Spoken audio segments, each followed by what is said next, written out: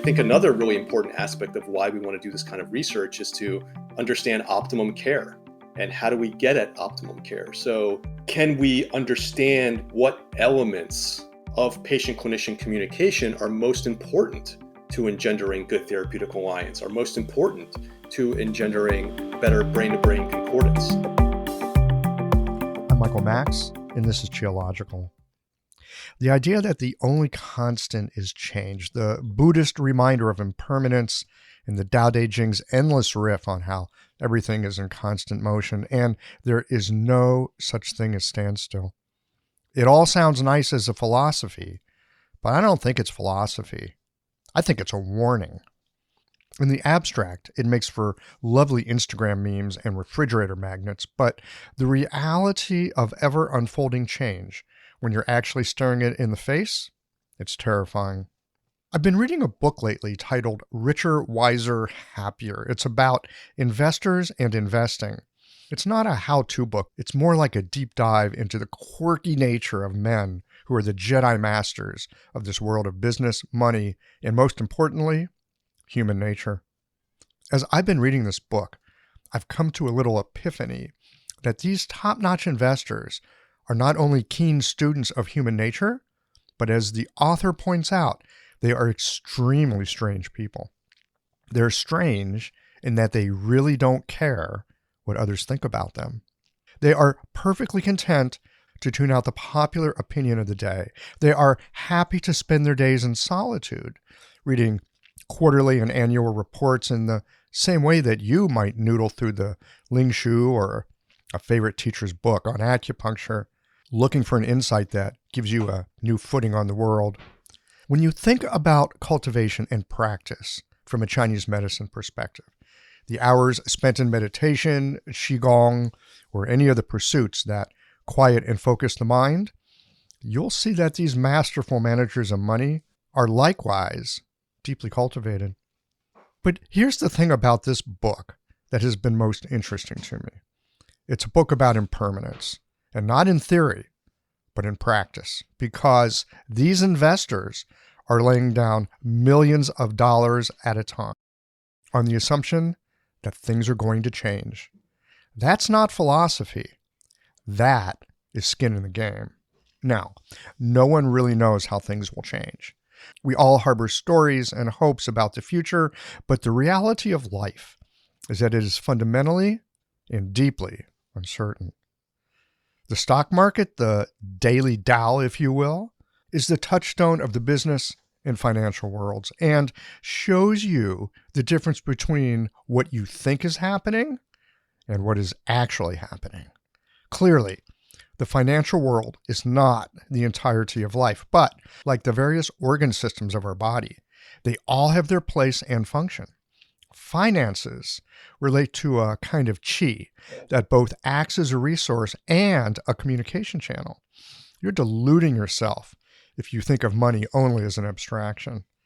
Uncertainty is a lovely idea on the meditation cushion, but the reality of uncertainty in something like the stock market, your marriage, your practice, or what happens to your kids at school, well, that's all another story. Putting money into the stock market, sending your kids to a particular school, buying a building for your practice in a particular location, these moments when you stake a claim, you say, I'm here and I'm committed. When you decide that you're not just in, you're all in. This is when the experience of certainty, if we allow it in and not hide from it, it can open you to the terror of change that is always just under the surface of our whistling past the graveyard. Investors know this. Cancer patients know this. The newly divorced and delightfully just fallen in love know this too. Every leaf in the wind, every flower bud, rain cloud, and those who can sit still enough to see that life never for a moment stops. The world is falling together even as it's falling apart. And if you're not to some measure bothered by uncertainty, then you're likely not paying close enough attention to this unimaginably entangled world. That said, there are patterns, rhythms, and tides. But when those tides shift, just where in the pattern we are, in the tempo of the rhythms, that is harder to grasp, especially when we are attached to ideas about how the world should be. It is difficult to see through the distortions of our filters and our biases, and the constant reminder of uncertainty can help us in staying anchored to the moment as it arises. Regardless of whether you're investing in your child's future education or sitting with a patient who's had an adverse reaction to your treatment, we are constantly being invited into moments of unavoidable uncertainty. Part of the practice is how we navigate in those moments.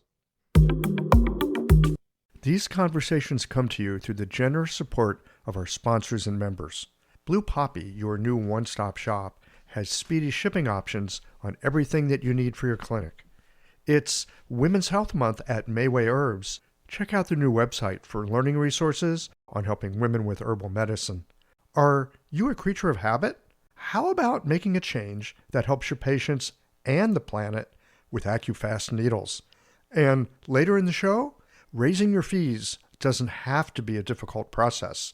Jane has helpful suggestions on making it easy and effective. And finally, have you considered that having a thriving, profitable practice is one of the most healing things that you can do?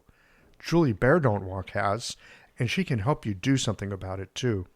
Do be sure to visit the sponsors page on the Qiological website to take advantage of all the special offers our terrific sponsors have for listeners of the podcast. Picture this. Your clinic is buzzing with patients, and then you realize that you're down to your last box of needles. No need for panic, because Blue Poppy, your one-stop shop for all your acupuncture needs, they ship orders received before 3 p.m. on the same day. With a quick visit to Blue Poppy's website, you can order premium needles, herbal formulas, and that special Dr. Bob's oil that your patients love. Blue Poppy understands practitioners can't keep patients waiting.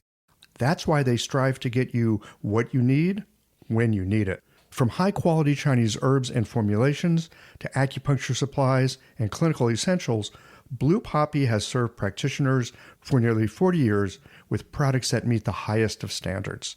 Discover everything Blue Poppy has to offer by visiting www.bluepoppy.com, and don't forget to subscribe to their mailing list for exclusive offers and more.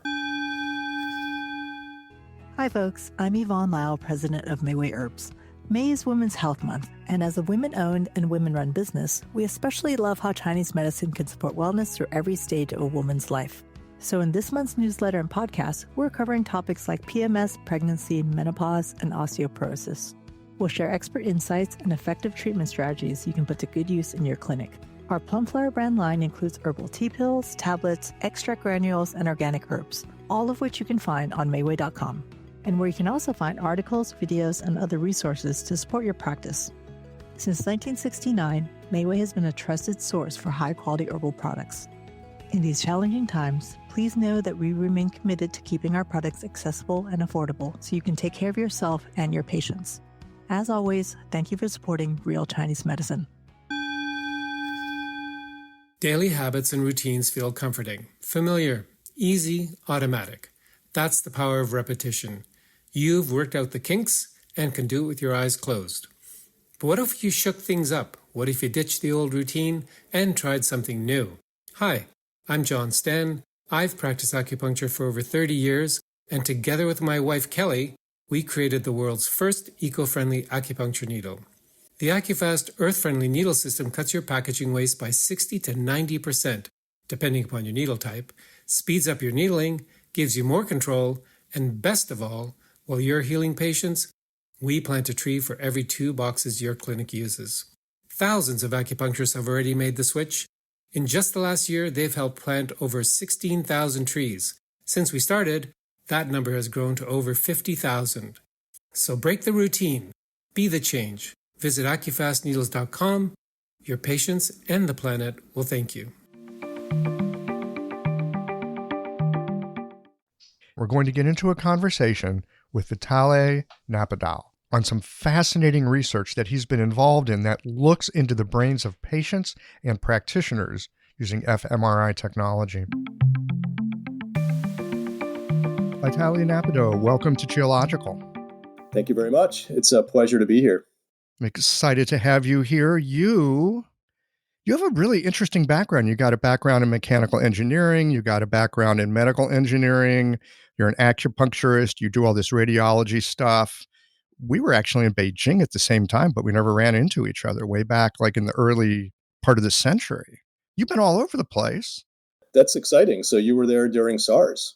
Yes, I was there during SARS. SARS 1. SARS 1. That's right. That's right. The day that I walked into the clinic, in the respiratory clinic where I was studying, and I saw my teacher there wearing 3 masks, I turned around and left. That was the day you leave. Yeah, I remember the ambulances driving all over town, driving patients to hide them from the media and stuff. And I got out of Dodge too. I was with my now wife, girlfriend at the time, who was working at an international school, and she stayed. And eventually her, the school like shut down, and she was trying to get back into the States. It was a whole saga there. So when you escaped, where did you go? Back to the States or somewhere else? I just came back to the States. Just back to the States. Yeah. So I had started my research postdoc, and they were, excited to have me come back as soon as possible. So, yeah, I fled to Taiwan, where they closed the border approximately 48 hours after I arrived. There you go. Out of the frying pan into the fire. Yeah. Fun times. Anyway, I am really excited to have you on the podcast because you do have this background in Chinese medicine, and you have some very extensive background with Western medicine and especially with imaging. That's right. We're going to get into all this, but how did those pieces all come together? That's a very unusual portfolio that you have there. Yeah, well, what happened was I came to Boston to do a PhD degree in medical engineering. And as a part of that, we take medical school classes at Harvard. And when I started those classes, I wanted another perspective. And I had a long history of practicing Tai Chi Chuan, but I knew nothing about Chinese medicine or acupuncture. And I found out that there was a school located right here in Boston, and it's actually the oldest school in the United States, New England School of Acupuncture. And I contacted them, asked them to audit a course, and they said, no, you can't audit a course, but if you want, you can start our program half-time. So I said, I'll do that, and basically was taking night school classes while I was getting my PhD, and just really fell in love with it and really loved the interaction with patients, the human connection. I was doing a lot of coding, a lot of computer work for my PhD, and loved that as sort of a counterpoint and stuck it out and became a clinical acupuncturist. That's amazing. So you're working with human beings in a very heart-to-heart way. At the same time, you're doing this deep coding stuff. Yeah, and at that time, I wasn't doing any sort of acupuncture research. In fact, interestingly enough, I hated acupuncture research. I hated the thought of acupuncture research. I was like, I'm going to acupuncture school to escape all this like research stuff. I'm going to acupuncture school to stick needles in people, talk to people, and understand their problems. And, I don't want to get involved in acupuncture research. But then what happened was after I graduated, I realized that there was no way to keep kind of living this separate schizophrenic existence. And so I had to either change my research portfolio or drop acupuncture clinical practice. I didn't want to drop acupuncture clinical practice. So I decided to get into acupuncture research. And because my PhD research involved imaging, I decided to do a postdoc in neuroimaging to understand the brain and understand neuroscience. And that got me into acupuncture research. It is so hilarious at times. The paths that we say, I'm not going down there. And then we end up meeting our fate on the path that we took to avoid it. Absolutely. And when I talk to junior investigators and students, I always say it's about the opportunity. You have to follow the path. It's many times a winding road. And what you need to do is not box yourself in, but look around, look for those opportunities that come up. And there's these bifurcation points in life. And that's where you make that decision that can like completely change the rest of your life, and always be on the lookout for those points. They're amazing. And I find they always come from the periphery. It's never the thing right in front of you. It's like always this little thing on the side. It's like this little glint. It catches your attention. You go, I wonder what that is. Yeah, absolutely. 10 years later, new career. Right. Yeah. You recently published along with a number of other people, some research on brain concordance and how patients and practitioners are connected, like neurophysiologically. You've stuck people in MRIs and looked to see what's going on inside of people's brains. Right. So for many years, we were doing functional MRI studies to try to understand brain response to acupuncture and acupuncture needling and things like that. And that got me into studies looking at kind of the needling aspect of acupuncture and understand the needling component and the sensations that the needling evokes and electroacupuncture and how does the needle impact clinical outcomes via brain mechanisms. And that's an important aspect of acupuncture. But I think some would argue that an equally important, if not even more important aspect is actually the relationship that's formed between the patient and the acupuncturist and how that impacts clinical outcomes. And so we wanted to do research on that aspect of acupuncture as well. And so we started thinking about, well, how are we going to study this very complex relationship and how are we going to study brain activity with this? And there's a form of imaging that's technically very complicated called hyperscanning, where you're imaging two or more individuals at one time. And so this type of research has been done for, very basic kind of, joint attention tasks, mutual information, even like, game playing, role playing, these types of contexts, but never clinical contexts where you're studying a patient and a clinician and interacting. And so it took us a while to get the system up and running and to figure out how to do this in what's called an ecologically valid way. So in research, you want ecological validity. You want the research environment to replicate as best as it possibly can the environment that you're trying to study, which in this case is a clinical environment, clinical interaction. And so that was kind of the study we devised and recently completed with functional MRI hyperscanning, and that's what was published in Science Advances. A lot of acupuncturists, and I think the reason why many of us love our work is because we intuitively sense that there is something in that patient-practitioner interaction that does something. We just kind of feel it. Or maybe we just believe it and want to believe it, but it sounds like you're actually able to track what's going on in people's brains when this is happening. Yeah, this is, many times, not just in acupuncture, not just in traditional Chinese medicine, but in many forms of medicine, this is sometimes referred to as sort of the art of medicine. A lot of that has kind of gone by the wayside because there's been, there's so much testing and so much protocolization in medicine where the kind of the art of medicine is gone by the wayside many times because clinicians don't have the time to spend with their patients. It's kind of like, what are your inputs? Okay, go get this test, and here are your outputs. And that's what sets the diagnosis. And I think a lot of art of medicine has been lost, and I think that's been to the detriment of clinical outcomes. And that's one thing that we're actually interested in trying to say with some of our research is that it is to the detriment of clinical outcomes if we just drop and stop paying attention to this art of medicine. So what we did in this study is to look at, we set up an interaction wherein an acupuncturist could treat an evoked pain that's enacted on the patient with an acupuncture protocol where the patient is in one MRI scanner, the acupuncturist or the clinician is in another MRI scanner. Needles are inserted in the patient above a device like a cuff pain device, which is squeezing around their leg to induce a pain. And then the acupuncture is used to try to reduce that pain. And the acupuncturist, even though they're in a different scanner, can press a button for the electroacupuncture device to basically turn on the electroacupuncture device to pass current for electroacupuncture to occur to try to reduce that cuff pain. And so you have kind of these outcomes that you can track, pain outcomes in the patient to see just how much electroacupuncture is successful in down-regulating that pain.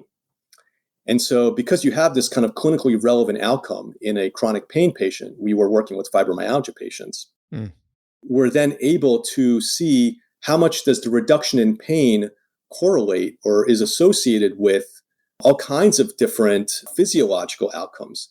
including facial mirroring. So one thing that we did is that we're able to visually transfer a real-time video of the patient to the acupuncturist and of the acupuncturist to the patient. And so they can communicate non-verbally while all this is going on and we're scanning their brains. Just like we would in the clinic. Just like we would in a clinic. Each of us are looking at each other. Right. And so what we found is that the clinicians are actually mirroring the facial expression of the patients. And the amount that they're mirroring the facial expression of the patients is actually related to the reduction in pain from the electroacupuncture. The more they mirror their patient, the more the reduction in pain due to the electroacupuncture. And even more so, what we found is that there was a link between brain concordance. So when a certain part of the brain is activated in the patient, it is also activated in the clinician. And this part of the brain is called the temporoparietal junction. And the more that the temporoparietal junction is co-activated in the acupuncturist as in the patient, the better the clinical response. So there's this co-activation of brain activity that's also linked to improved clinical response. So when people's brains are mirroring each other, the clinical results tend to be better. That's right. And the question is, why is that happening?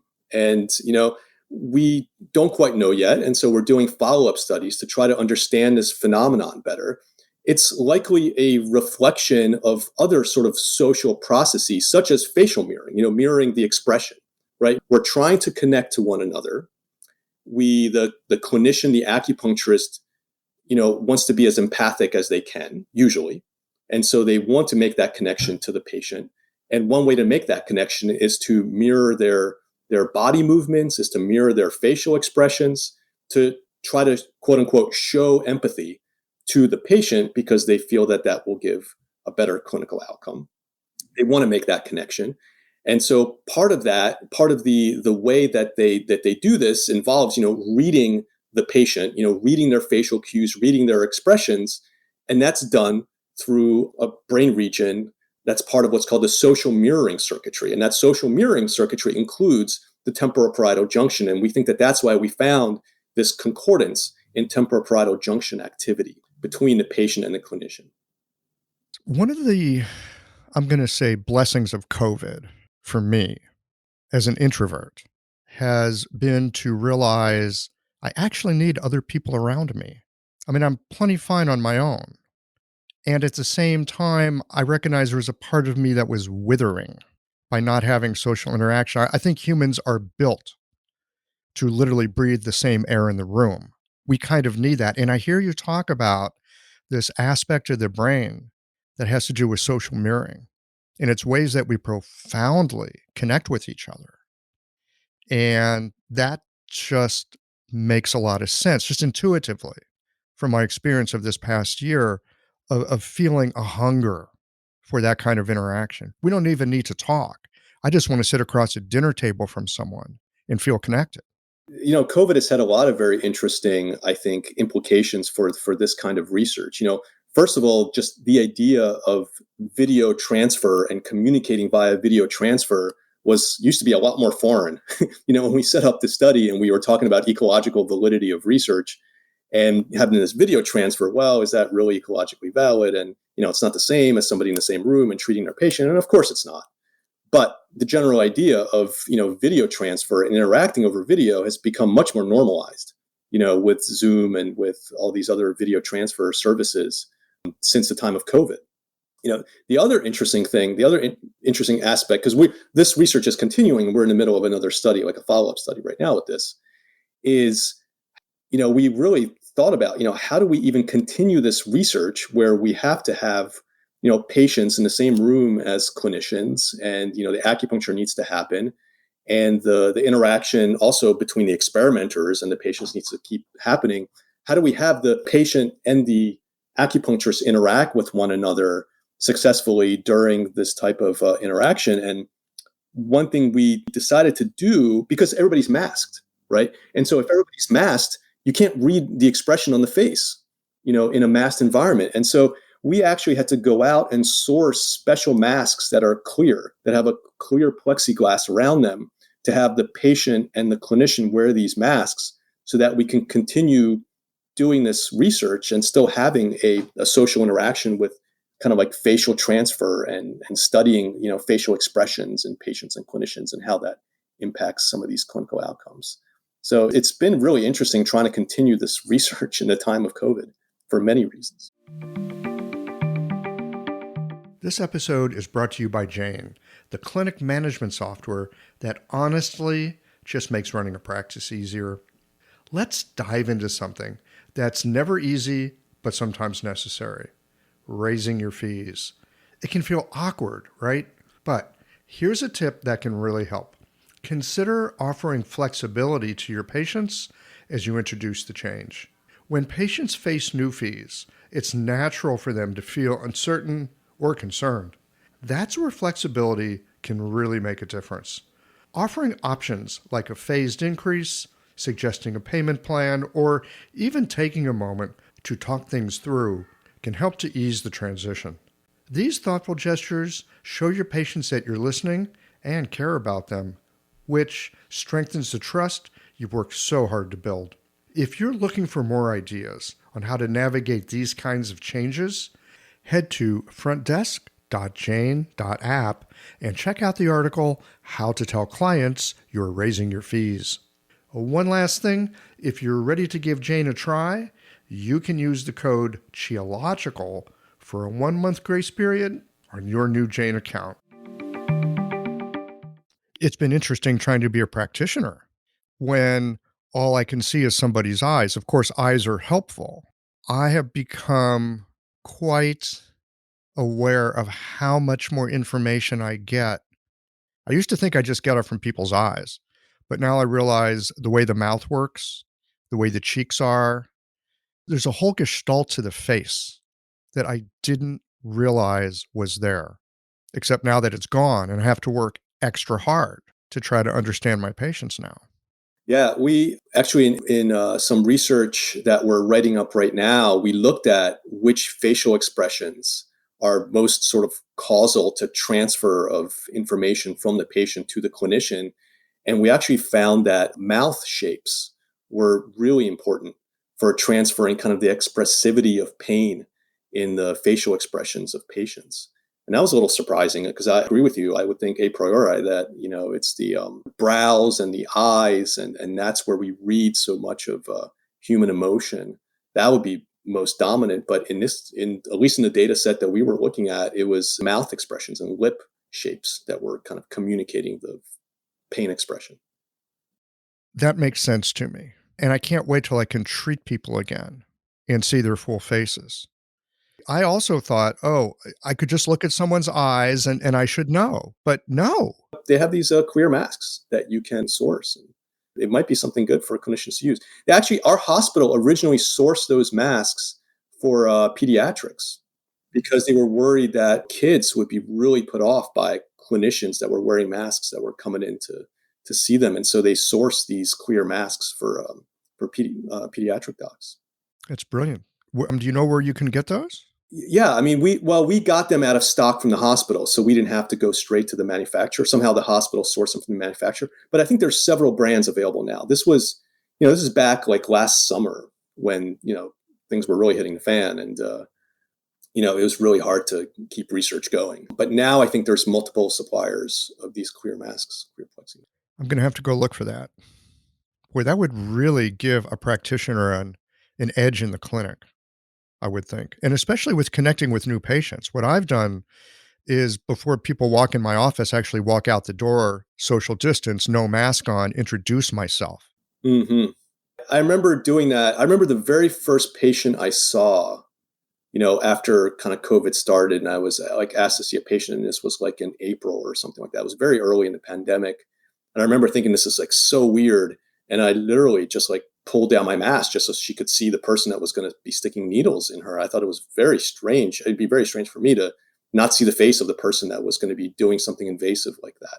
Yeah, that makes sense. And, since everybody's become a lot more comfortable with masks and, it's all been more normalized, but I remember thinking how strange this was.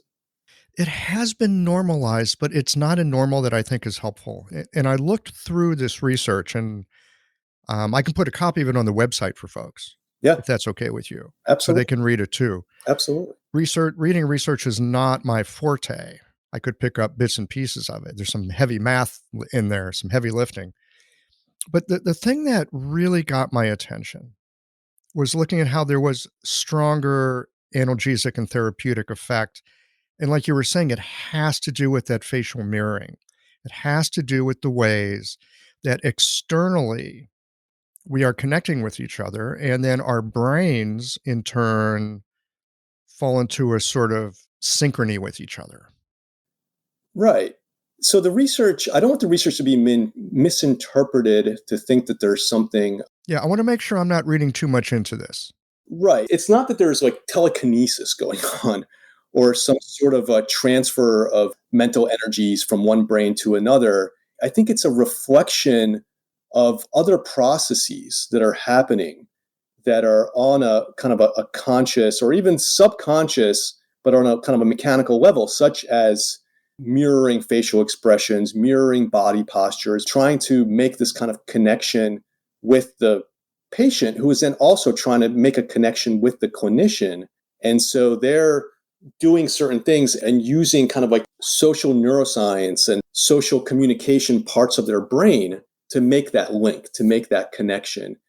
And the way we sort of set up the experiment was also, I think, really important because you can have what's called pseudoconcordance, which means that, at the same time, the same area of the brain is active in two individuals, but it doesn't necessarily mean that they're communicating any better. So, for example, if there was a loud noise, right, my auditory cortex activates, your auditory cortex activated because you also heard that same loud noise. But we could be not looking at each other in completely different rooms. And if we heard that same sound at the same time, we would have that part of the brain activated. It doesn't mean that we're necessarily communicating. And so that's what's called pseudoconcordance. And so in order to avoid that, what we did is that we repeated the evoked pain and the acupuncture treatment many, many, many times. And what we wanted to see is whether there was shared variance, meaning the dynamics of brain, because every time something is repeated, you'll get a slightly different response in the brain activity in the patient and a slightly different response in the brain activity in the acupuncturist. And what we wanted to see if the variability of brain response in the patient was matching the variability of the brain response in the clinician, not just the activity, but the variability in this from trial to trial to trial, from repetition to repetition to repetition of the experiment. And that's actually kind of a subtle but a very important part of, I think, the analysis that we did to try to really pin down the concordance and this brain concordance phenomenon that we're reporting. Now, what is it that the variability tells you? It tells us that there's a match in the dynamics.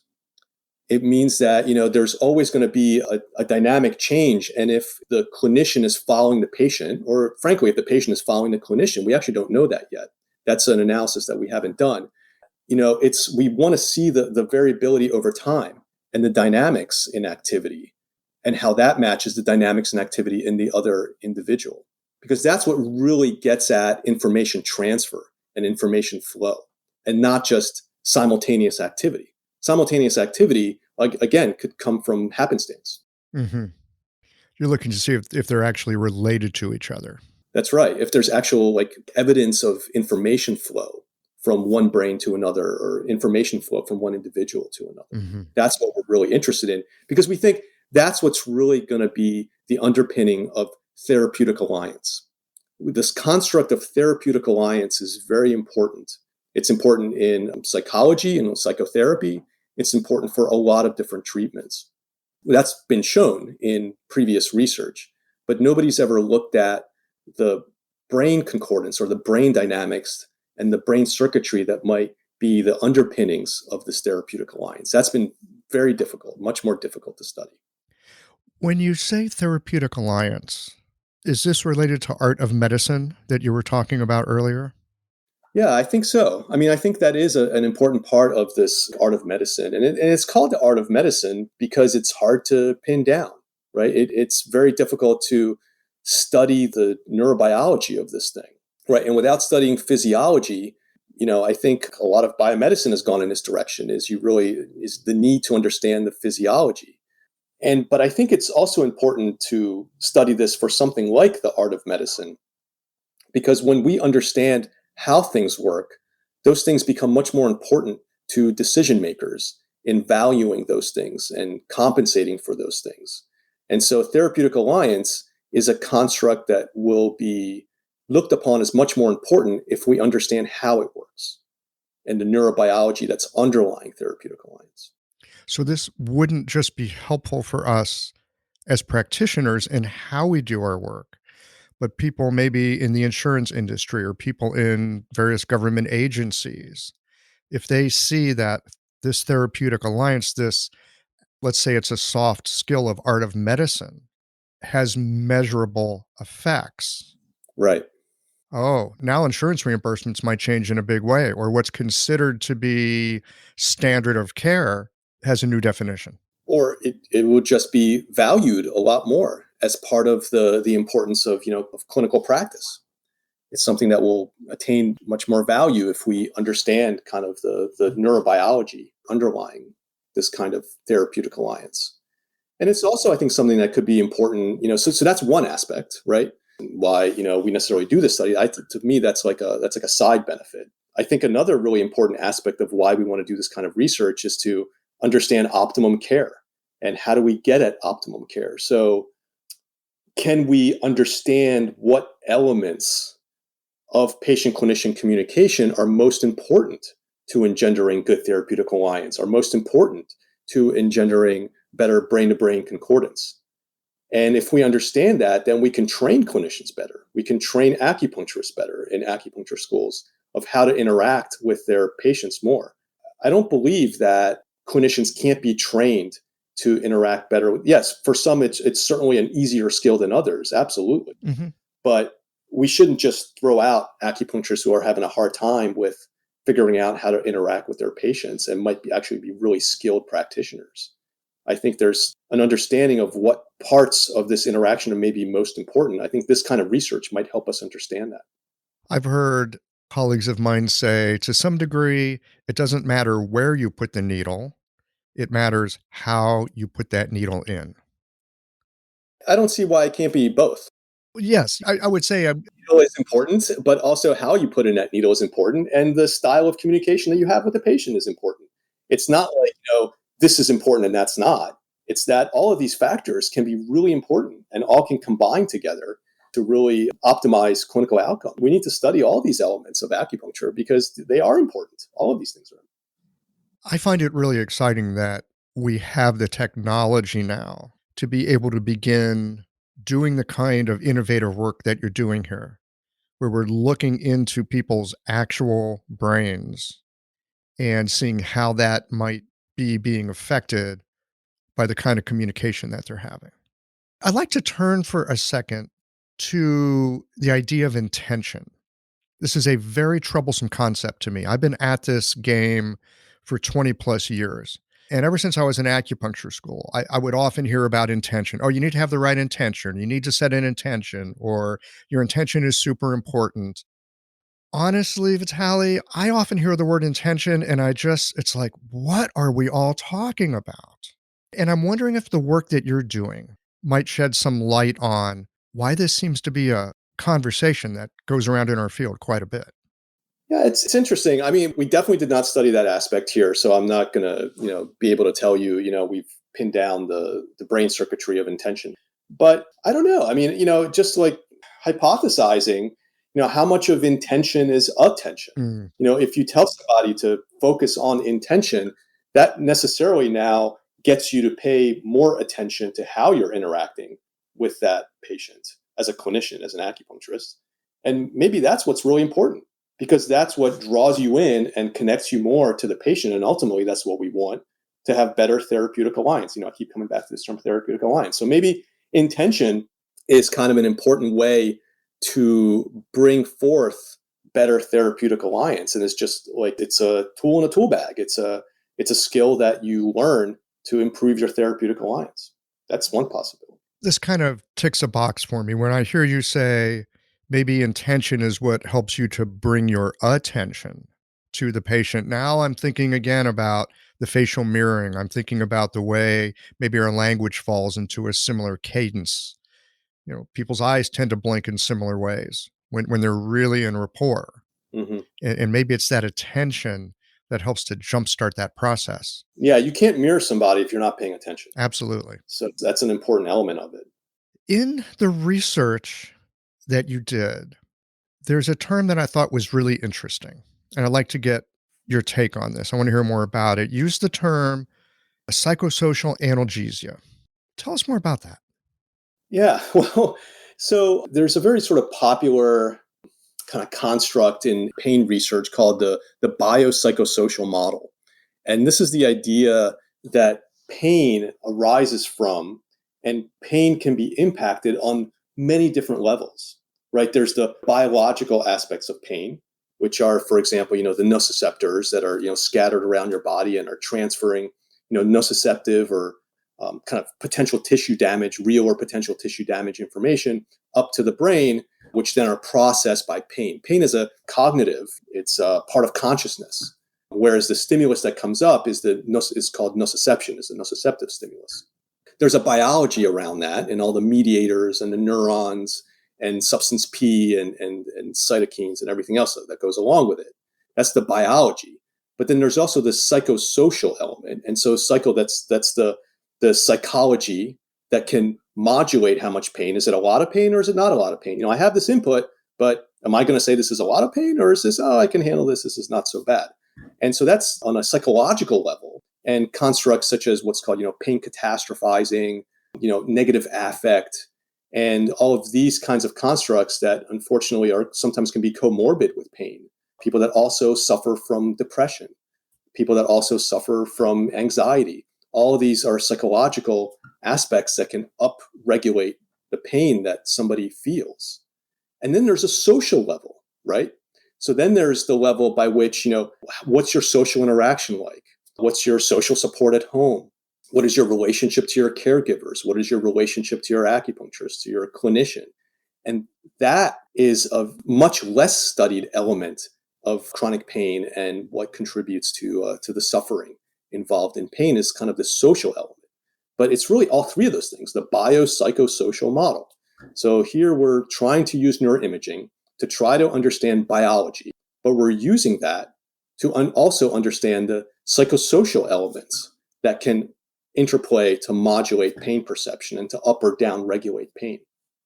And so that's why we're interested in this relationship between a patient and a clinician, because it's getting at this psychosocial aspect of pain perception.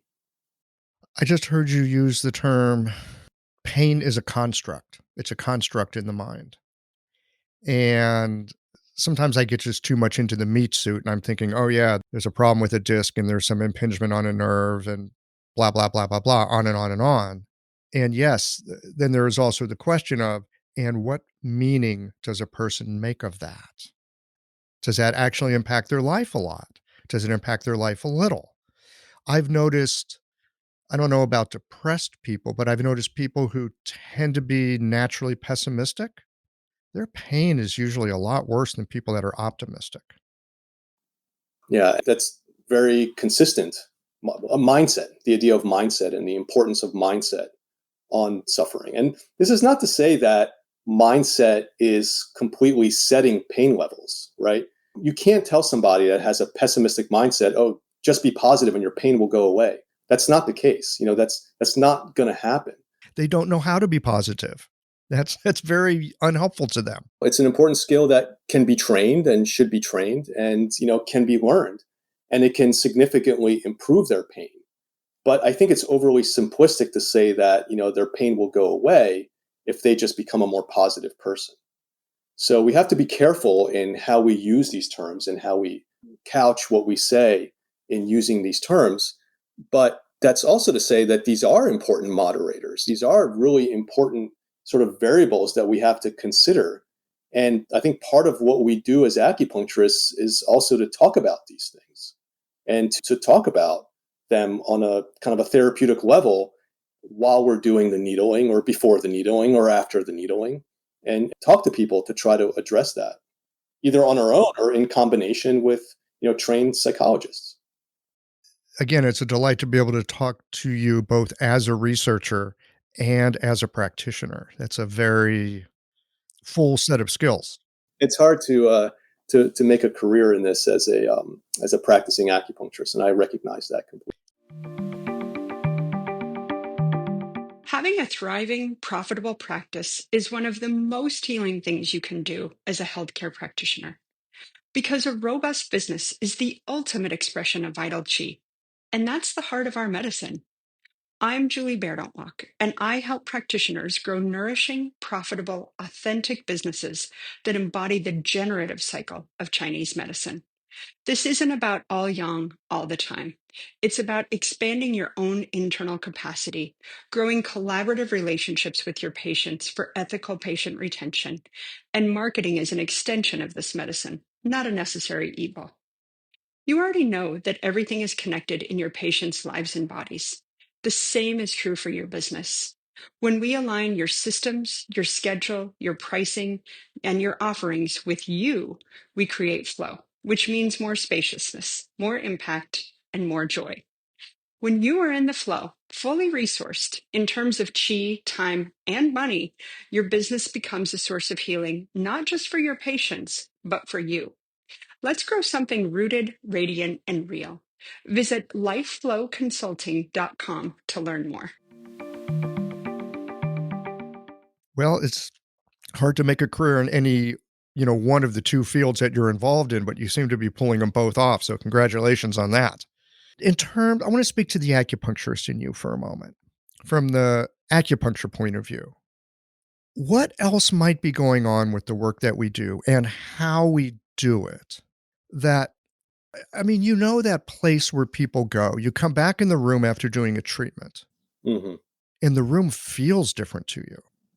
Mm-hmm. Mm-hmm. And the patient's breathing is different and their color is different.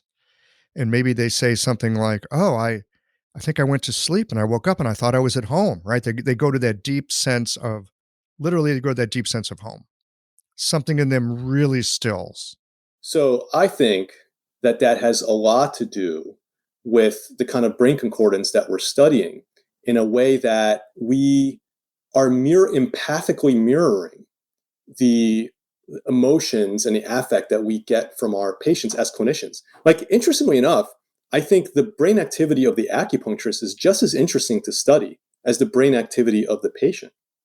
And anybody who's a psychiatrist, for example, or even a psychologist, in their training is sometimes taught to try to look inwardly and try to feel what their patient is feeling to understand what their diagnosis might be, right? What is the feeling you get from being in the same room with a patient? Is it a calm feeling? Is it a down feeling? Maybe that's depression. Is it an up feeling? Am I feeling manic? Am I feeling kind of like all over the place and scattered because the patient is also feeling that way? Because we naturally, as clinicians, are trying to be empathic. And so we're trying to feel what the patient might be feeling. And that's a whole other conversation about whether that's a good thing or not. But to some degree, we are able to transfer that emotion and through empathy. And if we come in after the treatment and suddenly the sun is shining and the birds are singing, and the patient comes up and they're so much more relaxed than when they came in, and after driving and the traffic and, oh my God, this is terrible and my pain is terrible, and you feel awful with them at the beginning of the treatment, and then they get up off the table and the anxiety is relieved, they're much more calmed, and now we are feeling calm, right? As clinicians, we are feeling calm from the mirroring, either from facial mirroring, body mirroring, talking to them, verbal mirroring, and brain concordance and brain mirroring that we're experiencing with that patient. And that's why we feel that way as clinicians, because the patient is now interacting with us in a much more relaxed, less anxious way. I've got a couple thoughts about that. And one is that the idea of feeling into ourselves what might be happening with the patient and doing that cautiously, because otherwise you could end up really exhausted and a bit disturbed at the end of the day. That's right. Right. I've heard practitioners warn me when I was a student, like, don't take your patient stuff on. right? You can do that. Don't do that. Right. Enough to feel and understand them, but then you got to let it go. You got to wash it back out. It's the difference between compassion and empathy. Mm-hmm. You have to be careful to err more, I think, on the compassion side than on the complete empathy side where you're feeling the emotion that the patient is feeling. Tell us more about that difference. Well, compassion is on some ways on a cognitive level. Maybe you're feeling the emotions that the patient is kind of sending out, but you're not necessarily internalizing them to the degree that you have long-term experience of that emotion. You're taking that emotion, understanding it, and then directing it in a cognitive way to exude compassion for your patient. You have to be very careful that the empathy that you're feeling doesn't become completely internalized to the point that you're taking it home with you, to the point that it's staying with you for an extended period of time. Because first of all, you got to see multiple patients, and not all patients are going to be the same. And if somebody comes in and they are depressed, and you are feeling depressed because you're interacting with this patient, and then you carry that over to the next patient that you're seeing who's not depressed, that doesn't serve that patient any good, right? That you have to turn the page and you have to be there for the next patient that you're seeing as well. So you have to be very careful as to how much you internalize the emotions that you're feeling from any given patient. So, and again, if I'm getting off the rails here, reel me back in. Okay. Because I'm so fascinated about this work that you're doing, and I'm keen on exploring this idea that when I'm with a patient, there's a part of our brains that are mirroring, kind of having a conversation with each other. And again, back to this idea that I could, for a moment, allow my brain to mirror the patient's brain so that I could understand them better, so I can help them. But then it's like I want to take an old Etch-a-Sketch. Remember the Etch-a-Sketch? Yeah, yeah. You like draw these pictures and you take it and turn it upside down and shake it, and whoosh, you got a blank slate. How can we do that with our nervous system? Well, first of all, this whole mirroring idea, this sounds like it could be a possible mechanism for better understanding our patients. Am I reading too much into this, or No, I think you're not. no? Okay. I think that is kind of where the research is headed, and we have some evidence of that. Is that we think it's a good thing Mm-hmm. that you have brain concordance and brain mirroring in these specific brain areas. But it might be the kind of thing where there are certain brain areas where you don't want mirroring, because certain brain areas, if you have mirroring in that area, it tends to then go into some sort of memory trace. And now you've internalized it more. And that's actually, leading to more negative outcomes. So we don't know that. That's something that, I think we need to explore in future research, but it's very possible that it's not just brain. There's a lot of different brain regions and a lot of specific regions that might be involved in sort of positive concordance, and some regions that might be involved in sort of negative implications of concordance. And you don't want to have concordance between certain brain regions, because that then leads to, you internalizing these negative emotions from your patients too much. Yes.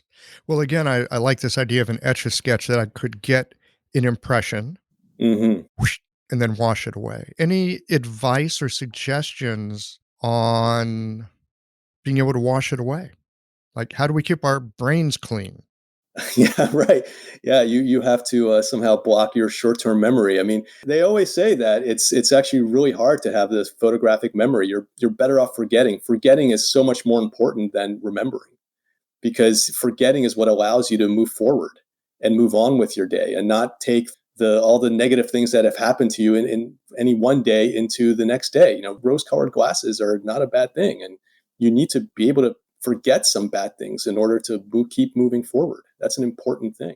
So maybe what we want to do is to keep some of this concordance from going into, the hippocampus and some other brain areas that are important for memory consolidation, so that you can turn a page. You can, take that Etch-a-Sketch and shake it about. Yeah. I've done a little study with some folks that use some of the osteopathic listening techniques. They'll just put their hands on people. Mm-hmm. And a key element of that, you're not looking for anything. You're seeing what comes to you. But you don't take it in all the way. It's like you take it's almost like you look at it out of the corner of your eye. You don't take it in too far, but you take it in enough so that you've got the information. And again, I'm wondering now wonder how that fits in, the whole proprioception aspect of how humans connect with each other and what's happening in our brains. Yeah, and who knows what the linkage of that is? Who knows how important it actually is to have that hand there? Is the hand really the important part of that connection? Or is it being present in the room and the whole intention attention thing that we were talking about earlier? Is that the important element there that then leads to, mirroring and social mirror circuitry and this kind of brain concordance that, helps you tap into the understanding of your patient better? Well, I remember in studying some Japanese techniques, the teachers I had would always emphasize very strongly how your attention needs to go not necessarily to the hand that's touching the needle, but the hand that is supporting the needle. Right. Yeah, that's really interesting. That's really interesting. I mean, maybe this is a way to also kind of like feel the physiology of the patient in a way, not just, through the needle, because the hand that's touching the needle is getting its feedback from the needle itself. You get a lot more feedback from the hand that's actually around the needle and on the, touching the patient. So maybe there is some way to transfer kind of an understanding in the same way that we would face to face transfer information. Maybe there's a way that some sort of aspect of physiology from the patient gets transferred through the hand that's touching them. It's the guide hand. A new research project. A new research project.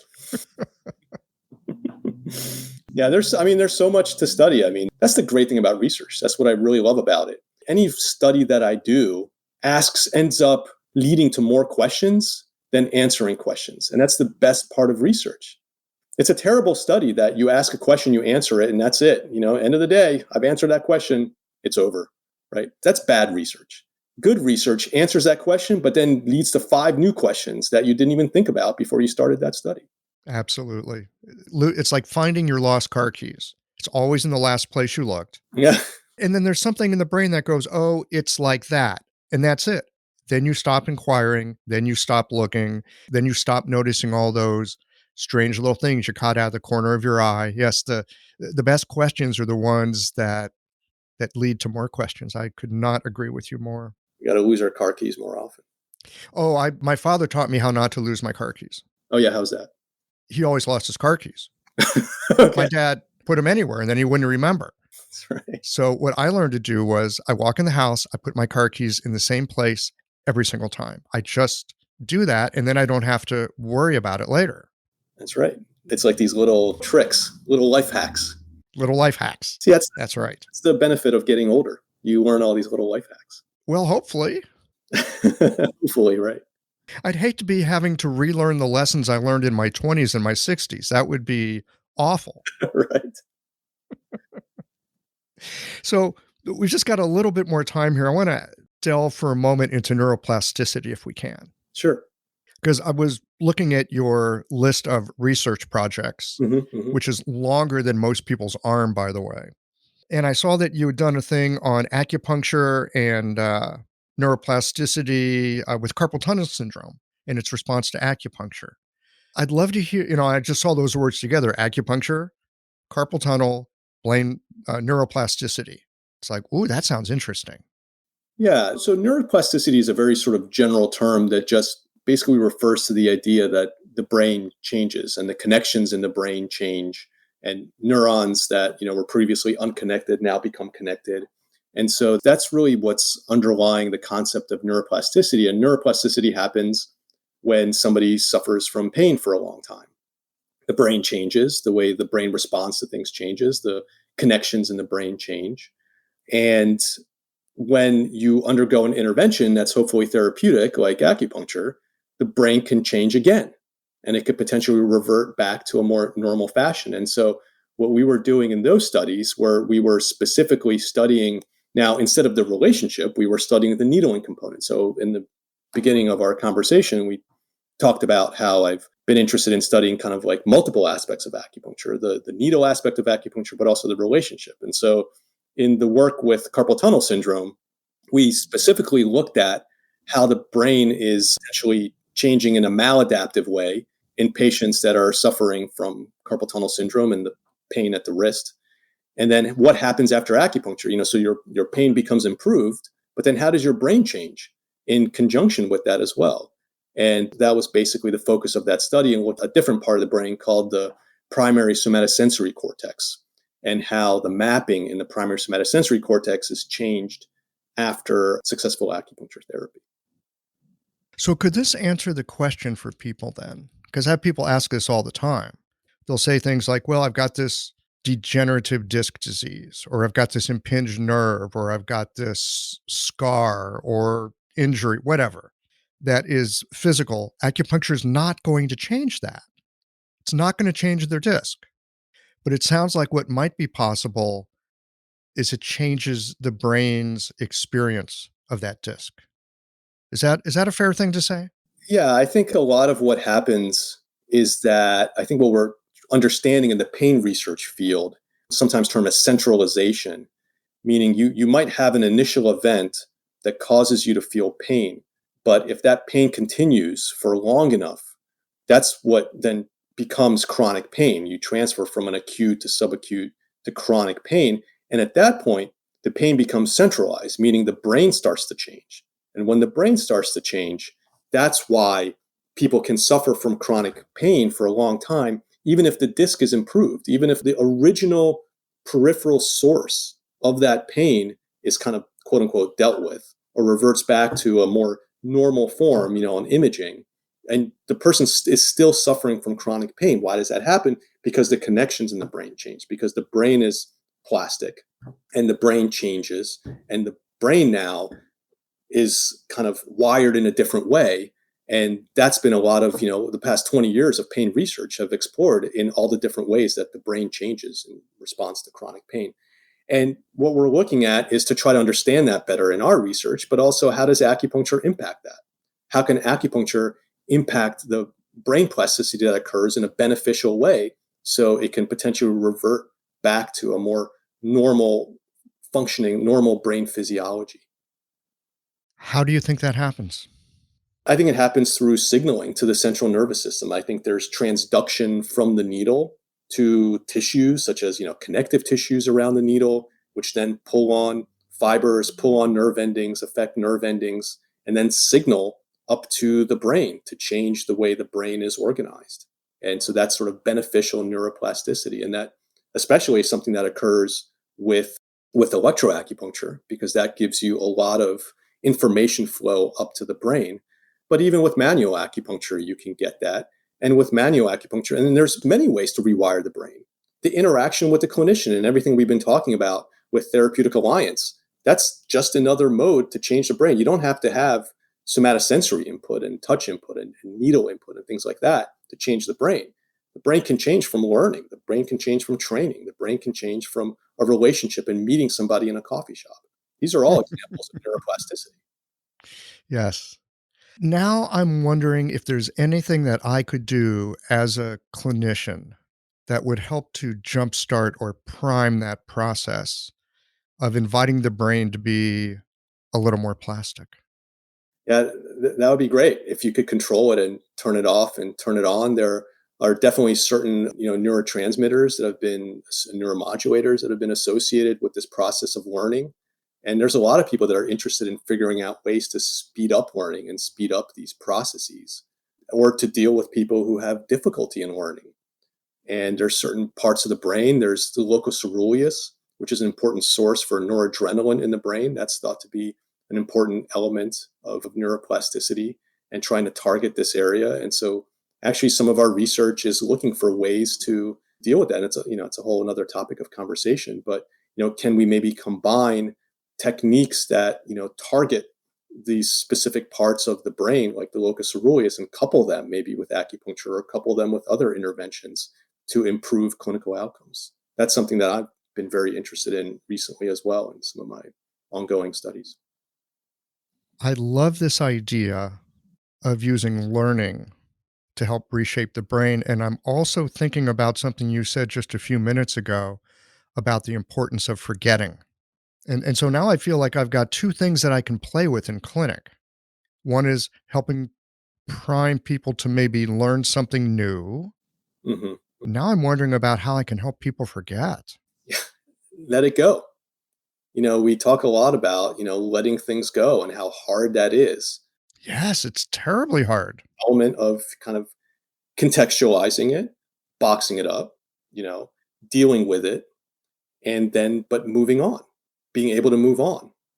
Any suggestions for helping people do that? No, I understand you're not a psychotherapist. yeah, exactly. I think we have to be very careful. And there's certainly trained psychotherapists who are also acupuncturists. And, those people have a very valuable skill set. But, I think as acupuncturists, and I say this for myself because I'm not a psychotherapist, is, I talk a lot to patients. We talk about these things a lot, but I also know my limits. And you have to be careful and know kind of like at what point do you say, you know what? You should really discuss this with a professional, with a social worker, a pain psychologist, a psychotherapist. It's important to know where that line is, I think, for us Absolutely. as clinicians. Yeah. Vitaly, anything else that you would like to share with us today about this research that you're doing or other things that you've got on the burner? It's been a real pleasure to talk to you. I think research is very important for our profession. And I'm, really heartened by how many new acupuncturists are kind of graduating and coming out and realizing the importance of research and the importance of research in pushing kind of the establishment for a greater acceptance and greater, remuneration and all these kinds of things to support acupuncture in the clinic. And so I think organizations such as the Society of Acupuncture Research that I'm very much involved in are kind of at the forefront of some of these issues. And I very much appreciate clinicians' support for organizations such as that and support for acupuncture research in general and understanding the importance of it for our profession. Well, there's a bunch of doctoral students out there. You might be hearing from some of them. Absolutely. Absolutely. Thank you. Well, thanks so much for your time today. This has been thoroughly enjoyable, and I look forward to reading about more that you're doing. Thank you, Michael. It's been a pleasure. I sure do love science, always have. And as a kid, I read a lot of science fiction. So I'm not surprised that we have ways of understanding our curious human nature by using the fantastic tools that we as a species have created. People say that cats are curious, but they don't hold a candle to the curiosity of a human being. I hope that you found today's conversation to be helpful and inspiring. Well, here we are at the end of this episode. If you've listened up to this point, you're either a rabid fan of Qiological or the forward button on your podcast player stopped working. If you are indeed a fan of the podcast, you can help us to bring new episodes to our community of practitioners by supporting us with a membership or a one-time contribution. Details, of course, are on the website. That's it for today, friends. Join us again next Tuesday for another thoughtful episode of Qiological.